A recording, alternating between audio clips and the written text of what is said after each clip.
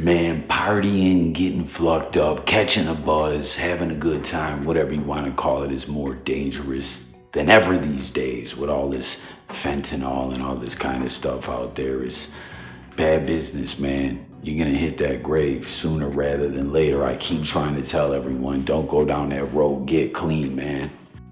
But let's not forget, right? There's always lessons to be learned in life. There's other ways things can go bad and you can become deceased, unalived, whatever you want to call it, right? Some weirdo can slip something in your drink and who knows what could happen. It's disgusting, disturbing to even think about. But sometimes, man, people can just, we're not even talking drugs, have a little too much to drink, make some bad decisions, or just have a flat out accident and lose their life. And this is a sad story, what we're talking about here. If you guys haven't heard about this, Augustina Rubini Medina, 24 years old in Spain. She was out partying, having a blast, having a grand old time, right? She went missing for 3 weeks. Her family's looking for her. Where is she? What happened? A lot of people who cared about her, as well as the authorities, trying to piece it all get together and track down her whereabouts and figure out exactly what happened. After 3 full weeks went by and she never came home. No one ever got a text, a call, anything. And then the pieces of the puzzle started slowly coming together. And man, you talk about a wild way to DIE. It's looking like on her way home, saucy, buzzed up, drunk. Again, 24 years old, you're invincible, right? On her way home from, I don't know if it was the club district or what, or just a local watering hole, a club or whatever, a discotheque, I don't know. She stopped off to get a bag of chips, maybe was not feeling too good, maybe made a wrong turn because she was not half in the bag. 85%, 90% in the bag. I don't know exactly how or why it happened, but one way or another, in front of a dumpster, they found her handbag and blouse neatly folded, I guess, set aside neatly by a trash bin, a dumpster more or less. And that was it. That was the only clue. And then they started realizing, wait a second, her phone, they pinged it and realized shortly around the time after that, and then coinciding with the time when that trash compactor would have been picked up, the phone was pinging from there. Maybe the battery died and they couldn't ping it all the way to its final destination, no pun intended, or the authorities just don't want to fully put it out there. But they were able to add it up, do all the math, and figure out that her phone ended up in that dumpster, which seemingly she did as well. And they followed that dumpster, right? Because this dumpster was right side, outside of a store on the route home that she would have took from the spot where she was turning up and partying at. The blouse, the handbags there, they pinged the phone. They're like, where does this compactor go? They go all the way to where it dumps at and ends up getting incinerated. And you want to hear something wild? When they investigated that place, I'm guessing they had to shut it all down, went through the incinerated trash. They found skeletal remains, okay? So, I mean, with all the circumstances, we're already knowing this is this girl's remains. I mean, no question.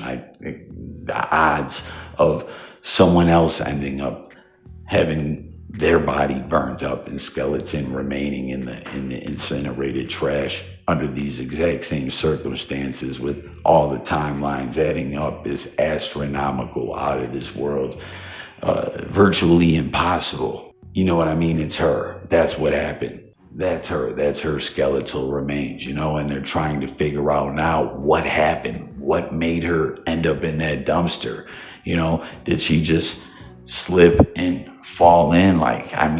Geez, normally when someone's drunk, you worry about them falling in the can or something like that, or passing out. She fell in a dumpster, which ultimately led to her death. And they're saying she was on some kind of medication. I don't know exactly what it was. They're not really elaborating on that. Some ways she fell in there. And they keep pointing out too that she was a light, a smaller woman, so her tolerance for alcohol wasn't too strong, like I don't know if her friend spoke to the press and was saying, hey, in a nice way, she was a lush, she would get drunk too quick and get all saucy or whatever, but they're like, what happened? Did she just fall in? But I'm led to believe the fact with her blouse and everything set there one way or another. I don't know if she was like going to puke in the dumpster and drop something in there, or maybe threw a bag of garbage out and said, oh shit, my phone's in that bag, or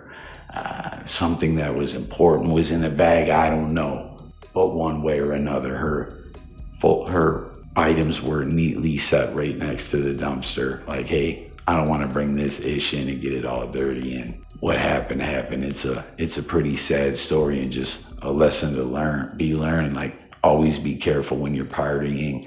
Things can go bad a million ways over. And if you got a friend, right, who you care about and they just get drunk and reckless and do wild ish, try to make sure that they get home safe. I mean, hey, we're all on our own journey. We all got our own responsibilities and a lot of stuff to worry about. And, maybe some people have some friends, like, and I'm not saying this about this girl, I don't know the whole story, but sometimes we have friends that we worry about and try to get them home and they fight with us, or they just get themselves in these crazy situations over and over again, and it gets tiring and exhausting and you get sick of it or whatever. But try to get them home. Do what you can do, because this is a tragedy, a sad story, an insane way to pass away. Again, they're testing the skeletal remains, but come on, we know it's her. Again, the odds of that being someone else is astronomical, if you ask me.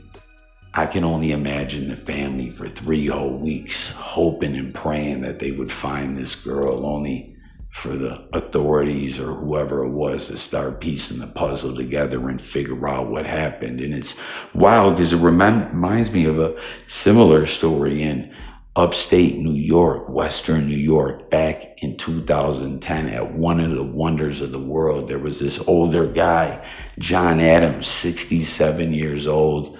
Reportedly, he had a drug problem. Same thing happened with this guy, and ironically, coincidentally, he was also missing for 3 weeks. His family was coming down there. Where did he go? His sister, everyone. They're like, hey, where's John at? He just never came back. And they ended up reviewing the footage at the building. It was kind of a wild situation. This tourist building that he worked at didn't necessarily want to cooperate with the authorities and put information out there so much, but there was footage of this man falling into the dumpster where he passed out. And they had a kind of shady setup where the dumpster wasn't raised up. It was like just something below foot level, not below sea level, below foot level. Like you walk up into it and you could trip into it, and they would come pick it up every now and then, and it would end up being taken somewhere else. I don't know if it was incinerated or just compacted, but they saw that footage. And allegedly, I can't say this for sure, but I can tell you I damn sure pretty much know that this is indeed what the case was. Like we said, the guy was in his late 60s. Reportedly had a drug problem. You see his family talking about him, and a lot of people said too, like, hey, the guy liked to get high, but he was never out to hurt anyone. He wanted to work and make an honest buck. He wasn't trying to rob or hustle anyone. He just liked to work and get high. And what the word was from a trusted source, but I have to go on the record here and say allegedly, is that someone sold this man some pills. I don't know if they told him they were painkillers. I don't know what they told him exactly they were, but it was some shit that knocked you out. Like, I don't know if they ganked him with Seroquels or sleeping pills or allergy pills or whatever, but they ganked him with something that he popped a handful of. And he was so out of it when he walked it up to throw the garbage into this dumpster. He slipped, fell in, lost consciousness, and was taken away and died in the trash. Again, in this situation, I don't think, this was way back in 2010, upstate New York, one of the wonders of the world at a tourist building. I don't think it was an incinerator. I think he got compacted. but more or less it seems some greaseball wanted to gank him for a few bucks and sold him some bullshit. I mean, hey, he shouldn't have been getting high. You can look at things from whatever way you want, but it was just a similar story that reminded me of this story. And nonetheless, they confirmed from remains that it was indeed him and he died this way. The family sued the building for wrongful death suit. I don't know whatever happened, if they won or not, but just a sad story. And again, he was also missing for 3 weeks as well before everything started coming together and people realized what happened. But just think about it, y'all. Anytime you party, your loved ones, friends, anyone, just try to make sure they get home safe. I know it can get exhausting dealing with people that you love. And when it comes to grown-ass individuals, like, they're gonna do what they're gonna do, but try to be there for your loved ones, friends, and family the best you can. We already got this fentanyl and all this other ish killing people. We got individuals at bars trying to derug and violate individuals. You got people trying to snatch people up and ish like that. And then you got, situations like this where things can just go left and accidents can happen because someone is intoxicated, inebriated, flucked up, high, buzzed up, however you want to reference it, man. So there you have it. Agustina Rabina Medina, 24 years old, missing for 3 weeks in Spain. Again, it can't be all the way confirmed until the tests come back and confirm the skeletal remains are hers, but I'm gonna say it's her.